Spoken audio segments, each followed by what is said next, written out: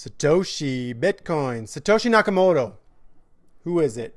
If you're not familiar with the name Satoshi Nakamoto, it's a pseudonym used by the creator of Bitcoin, who remains anonymous to this day. Nobody knows who the fuck it is.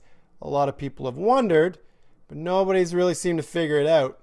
I think I know, and I've thought this for a long time. I felt like after the Joe Rogan podcast yesterday, it's a good time to tell you I think it's Elon Musk, and I'm going to tell you how and why I came to this conclusion. First, for all you holier than thou talking shit because Elon smoked a little bit of weed, piss off with that and give me a break, honestly. I want to remind you this is my opinion only. I understand I can be completely wrong. I'm not trying to spin conspiracy theories. I just had a feeling Elon was the creator of Bitcoin for a while now, and when I started to research it, I was able to make sense of it. I guess that's how conspiracy theories work, but here's how I came to the conclusion. Let's start by discussing who Elon Musk is and what drives and motivates a guy like this. He's brilliant. There's no denying that. He's the head of Tesla, SpaceX, and if you look at what these companies are and what they represent, you can start to understand Elon Musk a little bit. He doesn't try and invent something and come up with something brand new. He applies technology, innovation, futuristic vision that he brings to life, such as the electric car, there's the hyperspeed tunnel, artificial intelligence, space travel, colonization of Mars. His vision is always 20, 30, 40 years ahead. It's extremely futuristic, but at the same time, it's always legit as fuck. So what I want to do, backtrack 20 years and take a look at what Elon Musk was up to in the late 90s. And I also want you to think about where the internet is now and try and remember where the internet was in the late 90s. The same futuristic approach during this time saw him squarely focused on money, banks, monetary exchange, and how the internet, which was still a relatively new thing, could provide a better method. And he aimed the guy, to do this, and essentially he did it. In 1999, he co-founded an online financial service and email payment company, and I find it fascinating the whole concept of that time of passing money along through email. A year later, he merged with PayPal, but then shortly after, he was ousted as his role of CEO. PayPal was acquired by eBay. Elon Musk received $165 million. Now, I know a lot of you think, holy shit, $165 million. He must have been so happy, wiped his hands clean and walked away. Yeah, you know what? I don't think so. I think this method of exchanging money through the internet that he developed would have been extremely important to him. I think he would have been passionate about it, and I think the whole PayPal experience would have pissed him off, quite honestly. You look back at when Steve Jobs was ousted from Apple, it motivated him to create something better and send the big F you to remove him, and he accomplished that with the next computer. He wanted vengeance. You think Elon Musk is any different from Steve Jobs? Hell no. They're cut from the same cloth. I see the exact same motivation occurring with Elon, and Bitcoin would be that big old FU to all the people from PayPal who gave him the boot. He's just not the type of guy who would let something like that go. I don't think so anyways.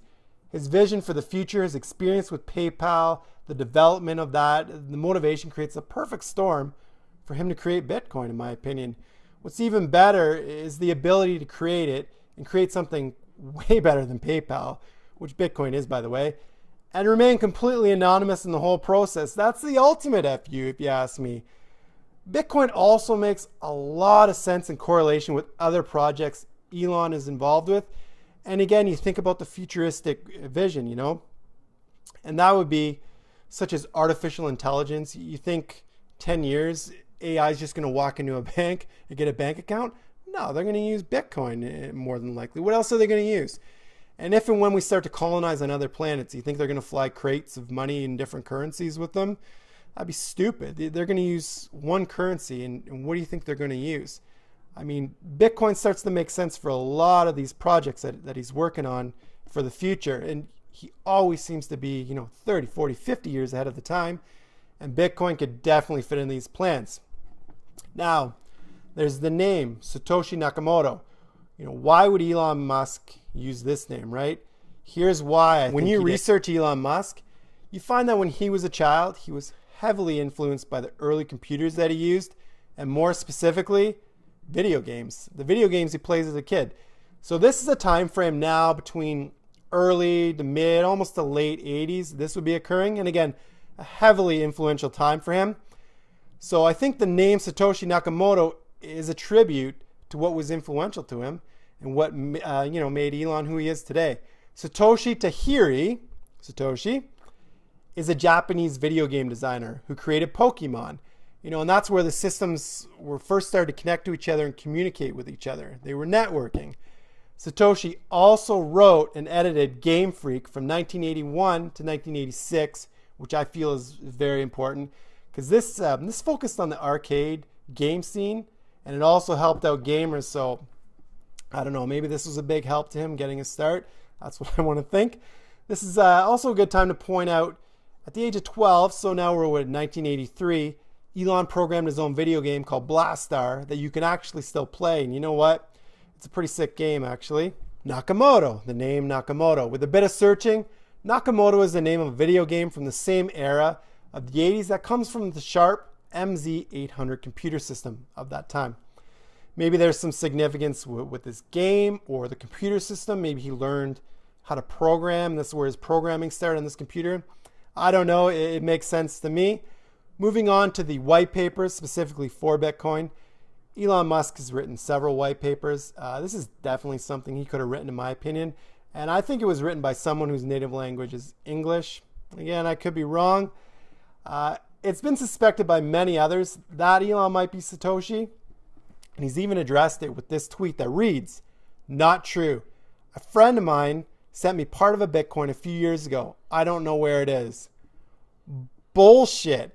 It's almost like he's trying too hard to distance himself from Bitcoin when there's no way a guy who was so heavily involved with the creation of PayPal and all the tech that represents the future wouldn't be highly interested in Bitcoin when it came out and wouldn't know a hell of a lot more than what he's leading on. So I'm not buying that tweet. Finally, there have been some highly intelligent and very motivated crypto programmers poised in confidence they could create a coin superior to Bitcoin.